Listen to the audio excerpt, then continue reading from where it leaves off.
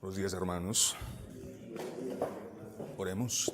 Bueno, Padre, guíanos esta mañana para que esta instrucción con este libro de Nehemías podamos extraer principios para poder aplicar a nuestras vidas como individuos, como familias y como la iglesia del Señor. Guíanos pues y prepara nuestras mentes para recibir la enseñanza que de tu libro santo se va a extraer hoy. Lo rogamos en Cristo Jesús. Amén.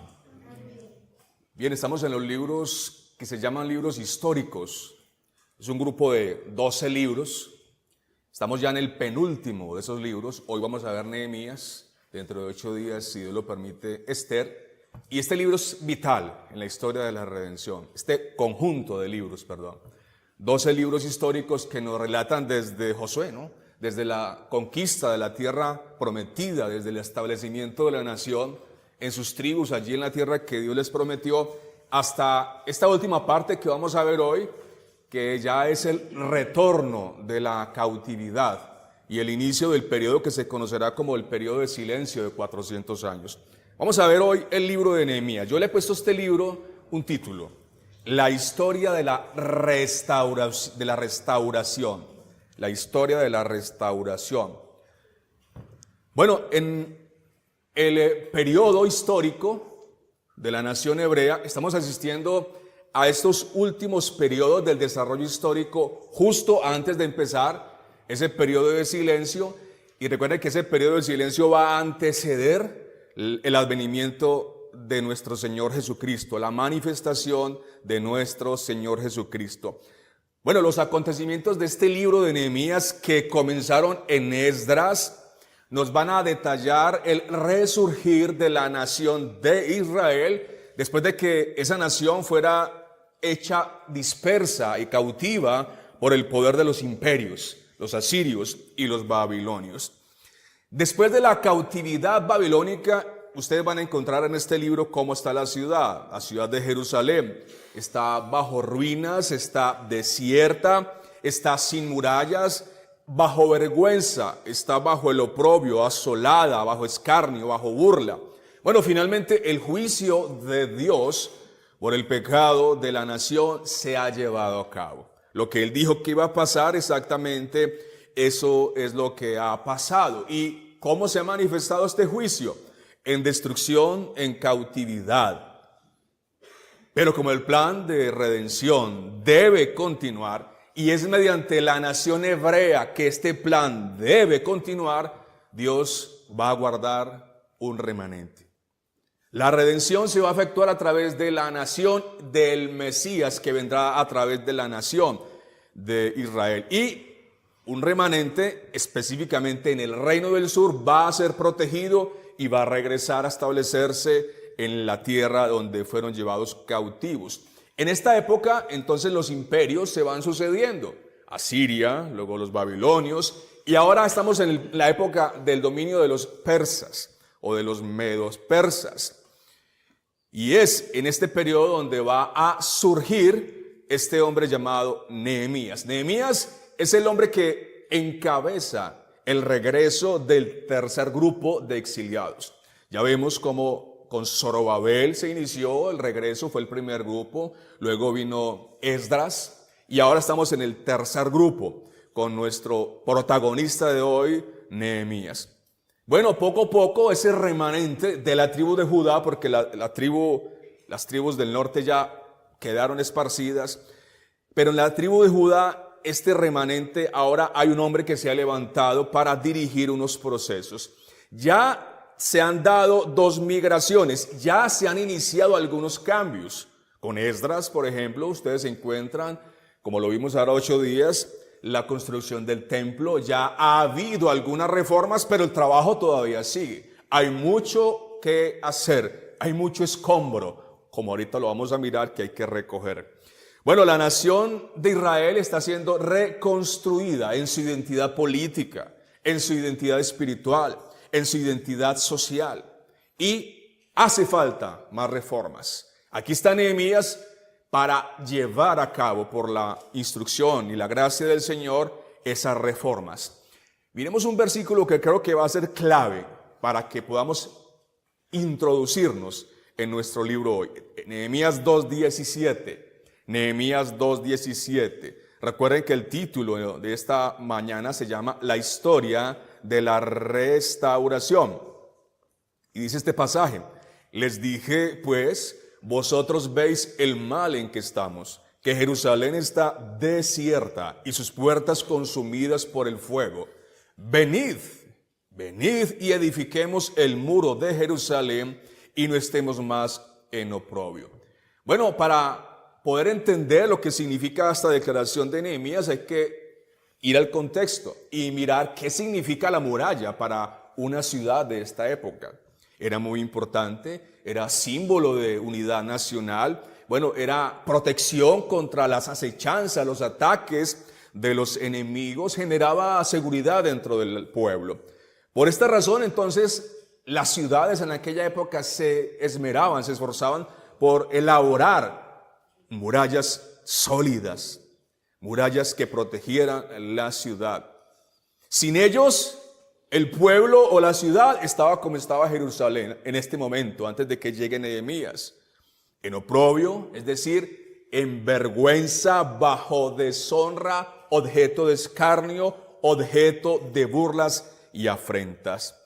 En este escenario es donde aparece entonces Nehemías como el instrumento que va a utilizar Dios para llevar a cabo construcciones a nivel espiritual, construcciones a nivel de pueblo, de nación, tanto física como espiritualmente. Bueno, inicialmente el libro nos va a mostrar a Nehemías no en Jerusalén, lo va a mostrar muy lejos de Jerusalén, lo va a mostrar en Susa, la capital del imperio persa. Allí está en este momento de la historia Nehemías. Nehemías está desempeñándose como copero. Ustedes saben bien que el copero era el encargado de probar las bebidas y los alimentos del rey por si querían envenenarlo. Así que era un trabajo de mucho riesgo. La vida de Nehemías estaba en peligro constantemente, pero además era un trabajo de mucha responsabilidad y de mucha confianza. Nadie, cualquiera, podía desempeñar este cargo. Eran personas especiales porque estaban muy cerca al rey. Así que era también un cargo de influencia. Podía influenciar al rey en un momento dado. Bueno, y al igual que José en Egipto, al igual que Daniel en Babilonia, Nehemías tuvo la oportunidad de influenciar al monarca de turno, Artajerjes. Él estaba en una posición privilegiada desde la cual podía extender una ayuda importante a sus compatriotas kilómetros a la distancia que estaban en oprobio.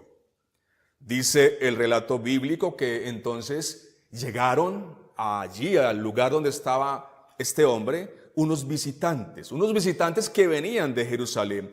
Y ellos vinieron con un informe que decía así: el remanente, los que quedaron de la cautividad allí en la provincia, están en gran mal y afrenta, y el muro de Jerusalén derribado y sus puertas quemadas a fuego. Bueno, cuando un siervo del Señor ve la oportunidad de servir, se dispone a servir, porque Dios lo ha capacitado. Porque le duele la situación de sus compatriotas, de su pueblo, de sus hermanos. Cuando un siervo encuentra la oportunidad de servir, no va a desaprovechar esa oportunidad. Y Nehemías, como uno de ellos, partirá desde este informe, partirá a hacer reformas. Iniciará una serie de operaciones que van a terminar con la solución de muchos de los problemas que tenía la nación.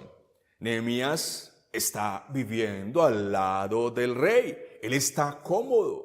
Él tiene todo lo que necesita. Imagínense, come la misma comida del rey. Bueno, ¿qué problemas tiene Nehemías? Tiene buena cama, tiene protección. Él está allí muy cómodo. Pero cuando se entera de la desgracia del pueblo, él está dispuesto a renunciar a su comodidad para ir a servir, para ir y colocarse los pantalones, las botas, los guantes, para ir y trabajar en la solución de las necesidades de la nación. Como pueblo del Señor debemos hacer lo mismo. Llama la atención la planificación con la que actúa Nehemías. Pero más importante que esa planificación, llama más la atención cómo Nehemías dependió del Señor en todo momento. Cada paso que daban dirección de ese plan que se trazó al inicio, siempre Nehemías dependió del Señor. Lo van a encontrar ustedes siempre orando, siempre buscando al Señor y siempre siendo cauteloso. Dependió del Señor en cada situación, desde ese primer instante en cuando él va a pedirle la ayuda al rey. Después en las dificultades que se presentaron en el terreno también, ahí lo vemos dependiendo del Señor. Resaltan de Nehemías su valor. Es un hombre que tiene coraje, es un hombre que no se amilana. Resaltan de Nehemías su oración continua, su fe. Es un hombre que tiene gran fe, es un hombre que cree en su Dios. Resalta su disposición para poner en ejecución el conocimiento de la verdad, porque él se dispuso además al abrir el libro y a implementar reformas de acuerdo a la verdad de la Santa Escritura. Resalta también su disposición para enfrentar la oposición, que ahorita miraremos cómo se levantó de manera impresionante. Resalta su agudeza también para coordinar semejante esfuerzo, semejante trabajo. Resalta también su dependencia del Señor en todo lo que emprendió. Por todo esto y por mucho más, entonces tenemos en este personaje, Nehemías, un modelo para imitar. El cristiano debe imitar a Nehemías. Bueno, una vez que la noticia llega, una vez que Nehemías se entera de la situación, de lo que está sucediendo en Jerusalén, observen que él no toma decisiones apresuradas. Vámonos a ver cómo es. No, él va planificando, él va consultando con el Señor. Y él primero se dispuso a hacer lo que debe hacer el siervo del Señor antes de iniciar grandes reformas, que es ayunar, que es prepararse espiritualmente. Se dispuso a ayunar y a orar. La cuestión en que estaba en juego lo ameritaba. Él pasa varios meses en esta disposición, buscando al Señor.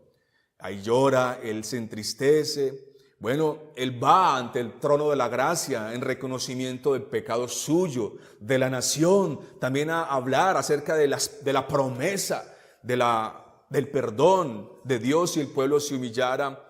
Él ruega entonces en este periodo al Señor, ruega por su ayuda, por su providencia. El relato nos dice que estando en este periodo, el rey se da cuenta de esa tristeza. Bueno, y estar así, alicaído delante del rey, era muy peligroso. Era muy peligroso. Es el personaje más importante de la tierra, hablando en términos humanos, podía perder su vida. Bueno, era una situación potencialmente mortal. ¿Quién osaría presentarse así alicaído ante un personaje que ante una orden lo está decapitando? Bueno, Nehemías decidió correr el riesgo. Sin embargo, es un riesgo calculado, porque él está confiando en la providencia y en la ayuda que el Señor le va a dar frente al rey. La gracia del Señor hizo que Nehemías entonces le hiciera al rey varias solicitudes que le fueron concedidas. Bueno, no solamente se trataba de dejar el cargo de copero, un cargo muy importante, sino además cartas. Eso pidió, cartas para presentar ante los gobernantes y que los pasos se le abrieran. También madera de los bosques del rey para iniciar las reconstrucciones que eran necesarias. En fin, bueno, todo lo necesario para iniciar este proceso de la reconstrucción. Bueno, es muy llamativo que el rey le haya concedido esto. ¿Por qué es llamativo? Porque justamente este mismo rey, el rey Artajerjes, en el libro anterior, Esdras, el rey Artajerjes había dado un edicto donde prohibía levantar las murallas de Jerusalén. Y ahora está haciendo este mismo rey justamente lo contrario, dando permiso para la reconstrucción. ¿Qué pasó? Bueno, ¿será el carisma de Nehemías? ¿Será su capacidad de influencia? ¿Qué pasa? ¿Será su capacidad de persuasión? Bueno, en ninguna manera. La respuesta a esta cuestión la encontramos nosotros en Proverbios 21:1. como los repartimientos de las aguas, así está el corazón del rey en la mano de Jehová. A todo lo que quiere, lo inclina. El rey está obedeciendo el decreto de Dios. La misión que pretendía entonces llevar a cabo Nehemías no iba a ser para nada sencilla, pues allá en Jerusalén lo esperaban los Sanballat, los Tobías, los opositores. Allá lo esperaban los escombros, allá lo esperaba el pecado de la nación.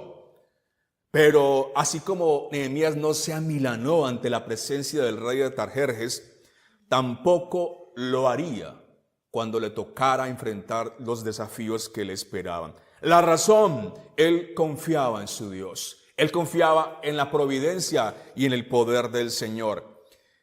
El protagonista de este libro no es el pueblo de Israel. El protagonista de este libro no es Nehemías, no, es Dios mismo. Porque mediante sus poderosas acciones, este relato de Nehemías nos va a mostrar un escalón más en el plan de redención. Nos va a mostrar un escalón más para el cumplimiento de la promesa, de la visitación del Hijo de Dios. El plan salvador entonces debía llevarse a cabo. Y esto solo sería posible mediante el Hijo de la promesa que vendría de esta nación hebrea, de ninguna otra.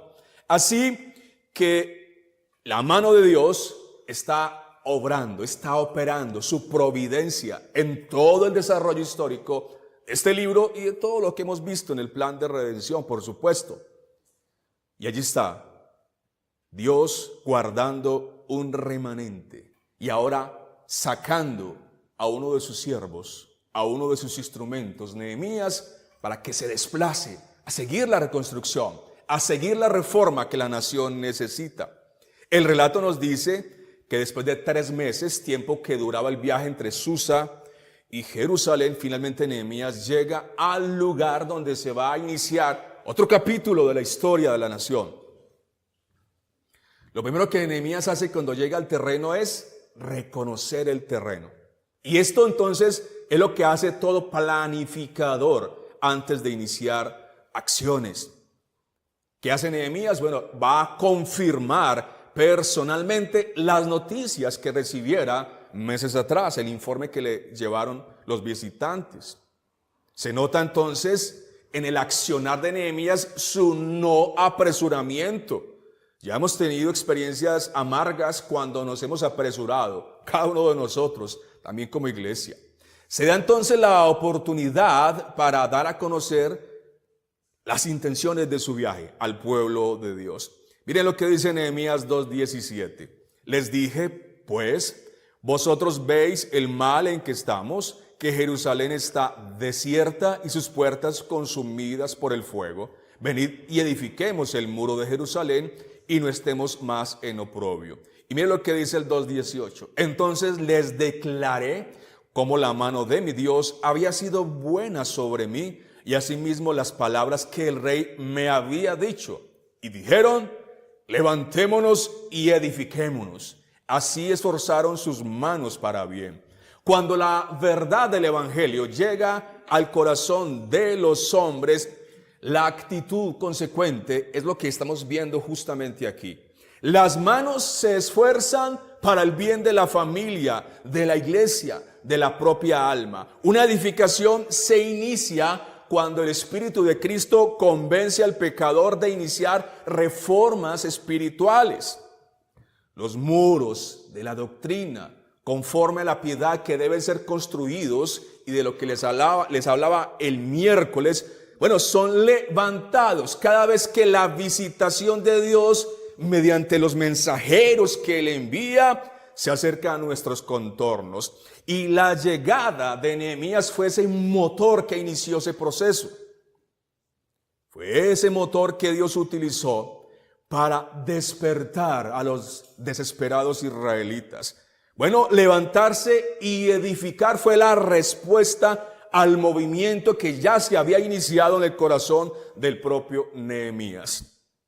Grandes reformas llegan muchas veces por la disposición de siervos del Señor comprometidos con su verdad, dispuestos para luchar contra el oprobio del pecado. Las construcciones morales conforme a la verdad bíblica se desatan por doquier cada vez que los Nehemías llegan a ciertos lugares. ¿Serás tú el Nehemías que visite a tu familia y dé inicio a las reformas que tanto tu familia necesita? ¿Será tú el Nehemías que inicie construcciones espirituales? ¿Serás el Nehemías que Dios envíe a tierras lejanas donde no hay evangelio bíblico, donde se necesita la palabra de verdad, donde está el pueblo en oprobio por el poder del pecado? Aquí ya se dio un caso de un Nehemías, se llama Juan Pablo Bernal. Ese Nehemías Dios lo envía a Ipiales y allá se está formando entonces una construcción espiritual. Cuando los Nehemías llegan se inician reformas espirituales para la gloria del Señor. Dios está enviando entonces ahora mismo sus Nehemías por todo el mundo para desatar, para liberar el alma humana atascada en el escombro del pecado. Los está enviando para construir murallas fortificadas contra las acechanzas del diablo y sus siervos, para volver a los desobedientes a la verdad divina, para poner en su sitio a los que amenazan, a los que burlan, a los que se burlan, a los que quieren detener la obra de Dios, a deshacer las uniones con los extranjeros, es decir, con aquellos infiltrados hoy en el evangelio, que no tienen parte, ni derecho, ni memoria en la iglesia de nuestro Señor Jesucristo. El trabajo entonces inició. Pero casi desde ese mismo instante en que se inicia, también se inicia el accionar de los opositores, de la oposición. Ellos también se manifestaron. Y de no haber sido por la determinación de Nehemías y de su fe en el Señor, por la confianza que tenía en Dios, las palabras y las acciones asesinas de los opositores seguramente hubiesen producido fisuras definitivas en el ánimo constructor del pueblo. Cuando analizamos la secuencia de la escalada terrorista de los opositores, hallamos una intensificación gradual. Es escalable, ¿no? Gradual, va aumentando. Comenzó con un simple disgusto por los planes de reconstruir, pero luego pasaron a burlas, a acusaciones. Por ejemplo, mire lo que decían: ¿os rebelás contra el rey? ¿Qué hacen estos débiles judíos? ¿Acabarán en un día? ¿Resucitarán de los montones del polvo las piedras que fueron quemadas? Lo que ellos edifican del muro de piedra, si subiere una zorra lo derribará. Bueno, toda esta agresión, lejos de parar, más bien se intensificó. Y en Nehemías 4:8 reporta: y conspiraron todos a una para venir a atacar a Jerusalén y hacerle daño. Ahora, como nada de lo que hacían les funcionaba, porque la construcción seguía, era imparable, entonces decidieron intentar hacerle daño a Nehemías.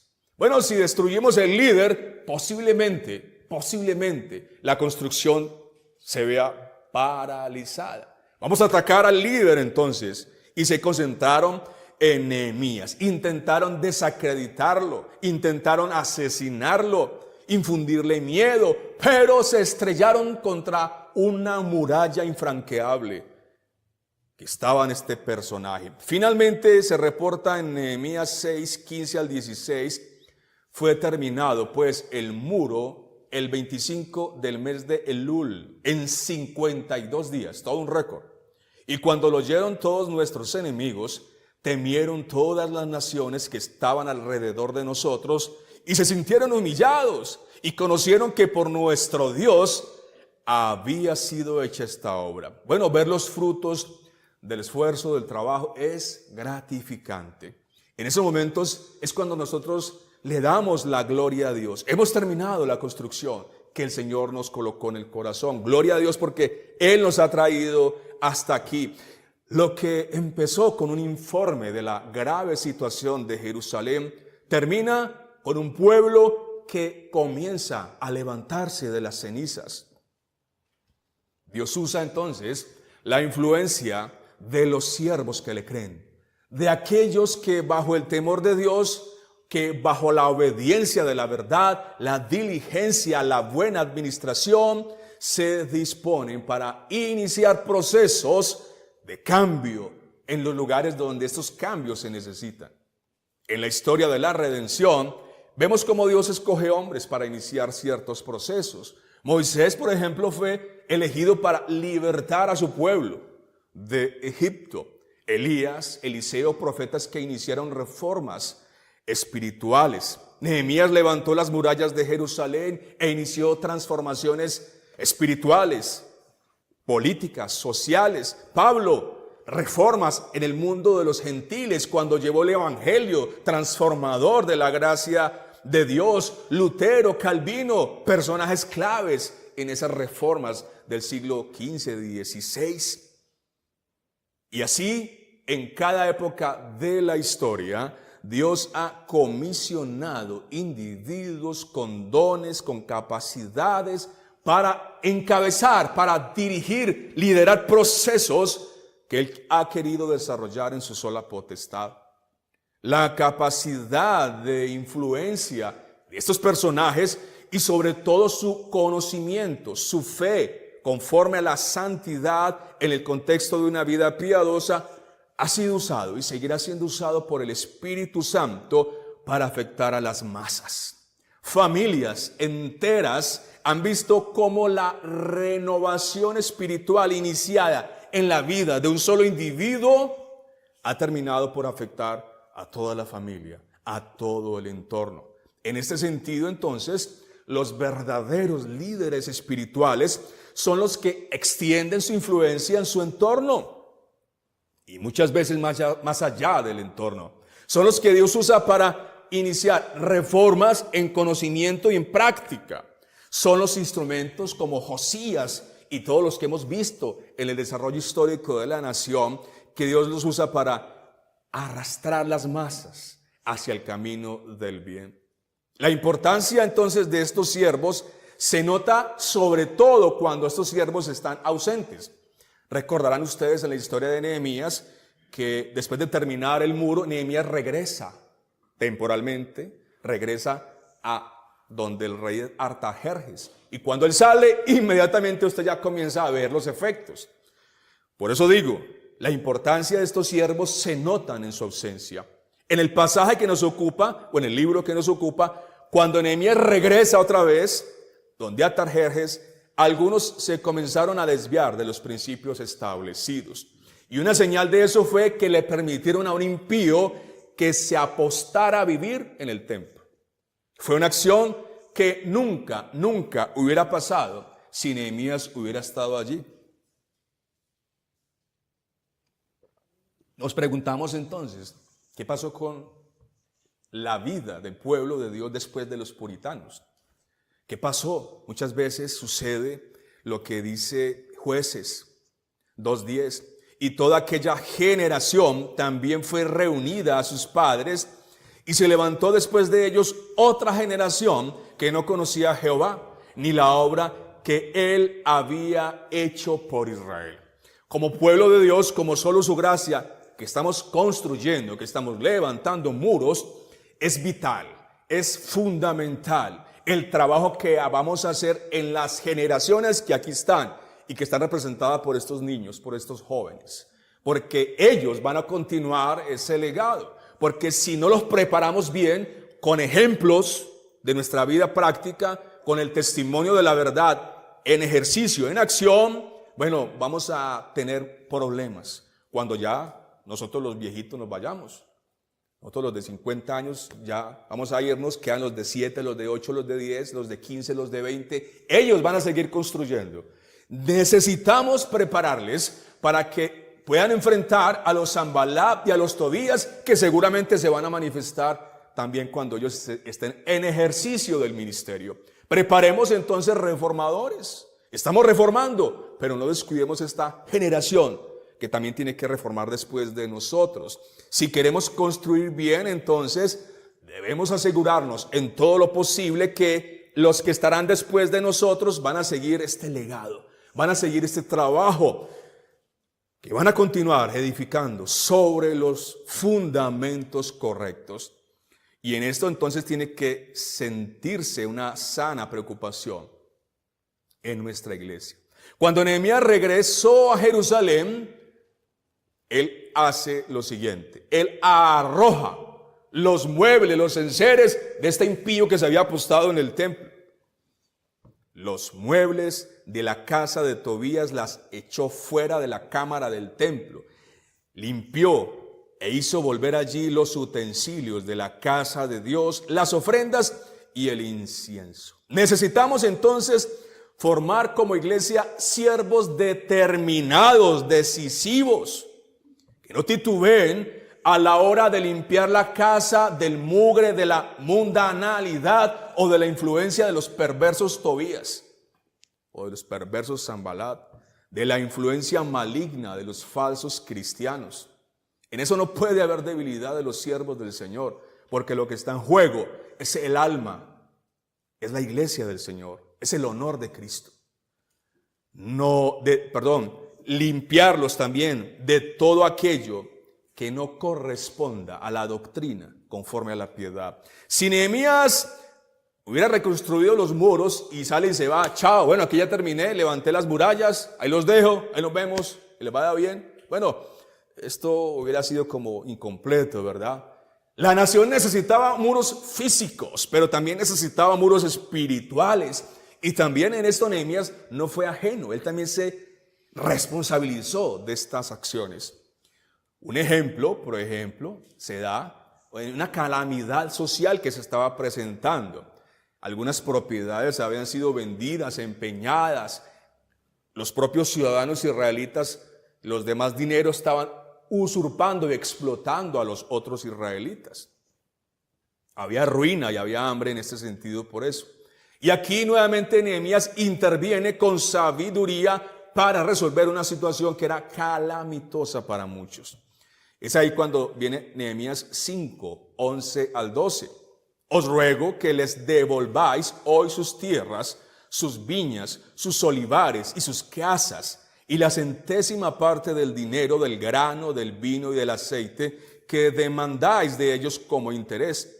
Y dijeron, lo devolveremos, y nada les demandaremos, haremos así como tú dices. Entonces convoqué a los sacerdotes y les hice jurar que harían conforme a esto. La influencia del siervo de Dios solo es posible a partir de la influencia de Dios en el siervo. No hay otra forma. ¿Y cómo se lleva a cabo esta influencia en el siervo? Mediante la influencia del Espíritu Santo en la palabra, mediante la influencia de la verdad revelada. Y eso fue lo que Nehemías hizo. En Nehemías encontramos al hombre que escudriña el consejo de Dios en búsqueda de principios para aplicar. Recuerden, no podemos construir los ladrillos con materiales que se van a caer. No es con cartón, no es con icopor. Los ladrillos tienen que ser construidos con material duradero eterno. La Biblia, el conocimiento de Dios. En Nehemías encontramos el hombre que escudriña el consejo de Dios, buscando principios para aplicar en su vida, para aplicar en su pueblo. No descansa en esta tarea. Aquí nadie puede levantar la mano y decir, ya me las sé todas. Todos los principios ya los tengo claros. Estamos en un descubrimiento constante. La Biblia es un tesoro para descubrir. En ese sentido, entonces, en el sentido de tomar la palabra, descubrirla, escudriñar el consejo de Dios e implementarlo, encontramos dos ejemplos concretos que voy a mencionar. Uno está en Nehemías 8, 14 al 16. No lo voy a leer todo. Allí lo que sucede es que ellos van a la ley y ven lo que se habla sobre la fiesta de los tabernáculos. Y al final se dice así: salió pues el pueblo y trajeron ramas e hicieron tabernáculos, cada uno sobre su terrado, en sus patios, en los patios de la casa de Dios, en la plaza de la puerta de las aguas y en la plaza de la puerta de Efraín. La regeneración en el hombre produce nuevos deseos, produce nuevas capacidades. Un aspecto vital que es común a todos los salvos por la gracia de Dios en Cristo es la capacidad y el deseo de iniciar reformas cuando la verdad ha sido revelada al corazón. Eso es siempre una constante en los reformadores, en los hombres regenerados. Cuando la luz del conocimiento de Dios entonces llega y alumbra el entendimiento del hombre, el anhelo de un corazón transformado entonces es iniciar ya mismo construcciones, reformas, transformaciones de acuerdo a parámetros bíblicos. Pablo dice, no os conforméis a este siglo, sino transformaos por medio de la renovación de vuestro entendimiento, para que puedan comprobar la buena voluntad de Dios agradable y perfecta. Ningún cambio, ninguna reforma, ninguna transformación puede ser iniciada si primero no hay una renovación del entendimiento. Y eso es justamente lo que Esdras comenzó en el libro anterior, y eso es lo que está continuando Nehemías. Mientras la ley estuvo guardada, ellos no se enteraron del asunto de los tabernáculos, de la fiesta de los tabernáculos. Pero una vez esta información llegó al entendimiento, ellos la comprendieron, el pueblo inició acciones para celebrar esta fiesta. El principio aquí establecido es, tenemos la necesidad y el deber de escudriñar el consejo de Dios en búsqueda de ¿qué? De las santas instrucciones que nos llevarán a realizar reformas. Palabra aprendida y llevada a su debida implementación en el menor tiempo posible. Es un deber del cristiano, es un deber sagrado, es una responsabilidad, es un privilegio además.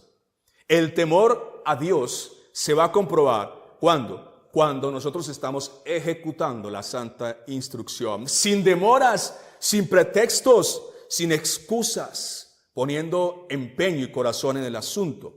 Otro ejemplo de lo que estamos hablando lo encontramos en Nehemías 13, 1 al 3. Ese sí lo voy a leer completo. 13, 1 al 3. Aquel día se leyó en el libro de Moisés, oyéndolo el pueblo, y fue hallado escrito en él que los amonitas y moabitas no debían entrar jamás en la congregación de Dios, por cuanto no salieron a recibir a los hijos de Israel con pan y agua, sino que dieron dinero a Balaam para que los maldijera. Mas nuestro Dios volvió la maldición en bendición. Cuando oyeron pues la ley, separaron de Israel a todos los mezclados con extranjeros. Y en Nehemías 13:30 se agrega algo. Los limpié, ojo con esta palabra, los limpié pues de todo extranjero, y puse a los sacerdotes y levitas por sus grupos, a cada uno según su servicio. No podemos construir con extranjeros. Lejos debemos estar de construir con aquellos que no aman a Cristo. Pero parece que a algunos se les olvidó esto y están haciendo alianzas malignas. Están intentando construir con los enemigos de la gracia, y eso no se puede hacer. Si establecemos alianzas malsanas con hombres tibios de doble ánimo, mundanos, estaremos en desobediencia y recibiremos las consecuencias de eso. Nehemías no quiso construir con sus enemigos. Imagínese usted, Sanballat allí pegando ladrillitos y mirando a ver cuándo metía la puñalada. Mientras el enemigo estaba afuera, era fácil enfrentarlo. Había que estar con las armas, con la trompeta en el lugar donde el enemigo atacara para reunir al pueblo. Pero imagínese usted el enemigo adentro. Si el enemigo está adentro, es muy peligroso. Es lo peor que puede pasar, que el enemigo esté adentro. Por eso tenemos que estar vigilantes. No podemos construir entonces con el enemigo, ni hacer alianzas, ni darnos la mano con el enemigo. Esté donde esté, en las filas neocalvinistas, o esté donde esté, jamás podemos hacer eso. Finalizo con un comparativo entre Nehemías y Cristo. Porque aquí está el Evangelio. Nehemías construyó la muralla de Jerusalén para defender al pueblo, para proteger el templo ante la oposición. De la misma manera, Cristo defiende a su pueblo y su reino ante los ataques de Satanás. Segundo, Nehemías lloró y ayunó en la preparación de su llamado, de su comisión.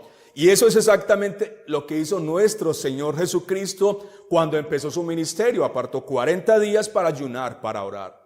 Tercero, Nehemías no trabajó solo. Él trabajó con las familias, con el pueblo para la reconstrucción. Jesucristo siempre va a usar a sus discípulos para cumplir su misión de salvación. Cuarto, Nehemías dirige al pueblo hacia un nuevo pacto con Dios por medio de responder a la lectura de la palabra de Dios. Jesucristo se identifica como la palabra de Dios, el camino, la verdad y la vida para lo mismo. Nehemías presenta a Jesucristo como nuestro restaurador.